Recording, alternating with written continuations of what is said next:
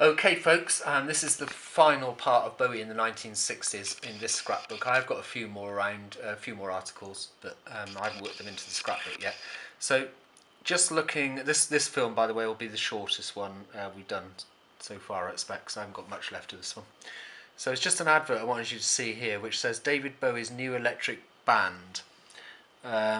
So new they haven't got a name yet is underneath that in brackets. So there you go. He hadn't actually got a name for his band at that point. I thought you might like to see that. At the top left, 5 chart tips, and there's Bowie there. And this is a review of The Prettiest Star, the single. A rather unexpected follow-up, in that this is a complete contrast from Space Oddity. There's none of the awe-inspiring grandeur or topicality of David's recent hit.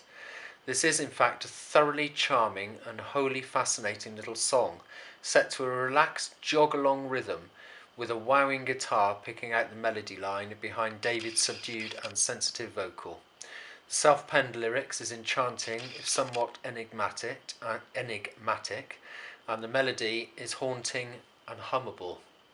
It's a quiet, inoffensive disc with a touch of mysticism that holds the listener in its spell. I like it immensely, and I reckon it could do very well indeed. So there you go. It didn't, of course, but very good review. Then on the right there, we've got disc March the 20th, 71.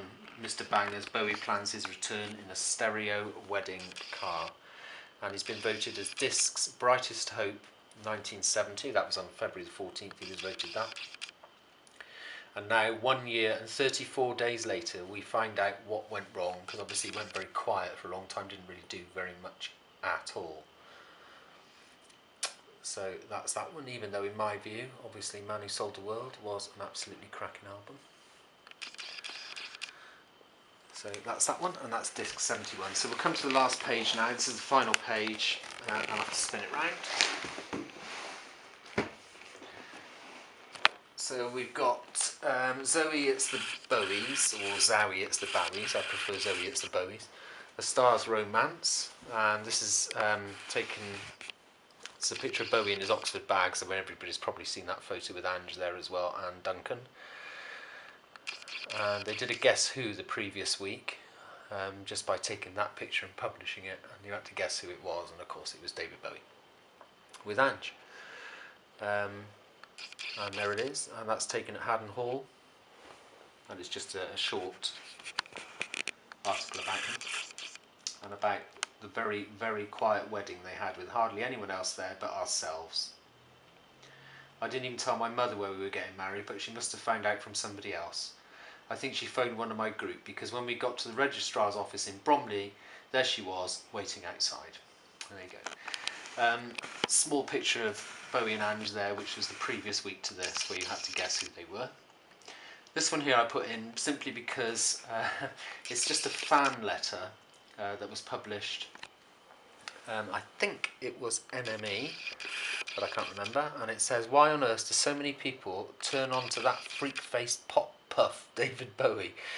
And I'll let you read the rest of it. And they talk about Harry Nilsson, Slade, Rod Stewart.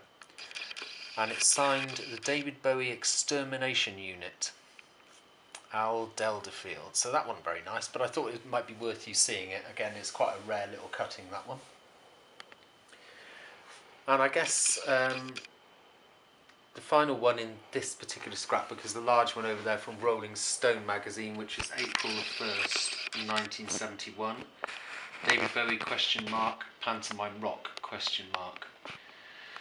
And this is Los Angeles in his floral patterned velvet midi gown and cosmetically enhanced eyes, in his fine chest length blonde hair and mod nutty engineer's cap that he bought in the ladies' hat section of the City of Paris department store in San Francisco.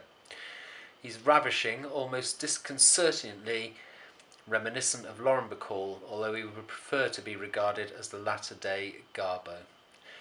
It's quite a long article, that one. I'm not going to read it all. It goes down to round about here. The rest of it isn't Bowie. And it's just him talking about the music scene. And he talks about the history of his career so far. For example, Davy Jones, the lower third. He talks about Love You Till Tuesday, and it's just a brief overview of what he's done up to that time, I guess. But at least he made Rolling Stone, April 1st, 71. That's quite a large article, and it's difficult to believe that around about a year later he was in full Ziggy Stardust garb. So that's the end of those scrapbooks, guys. That particular scrapbook, that is a very early one. I have got a few more early articles, as I've said, but I will show those at a later date. I'll be uploading future articles in due course, but maybe not for a couple of weeks, simply because we're going to be pretty tied up with the fanzine over the next month and getting out issue 2 and the reprint of issue 1 as well. So don't miss out on them. Issue 2 is looking incredible, and we will get that out to you as soon as we can. So thanks for watching.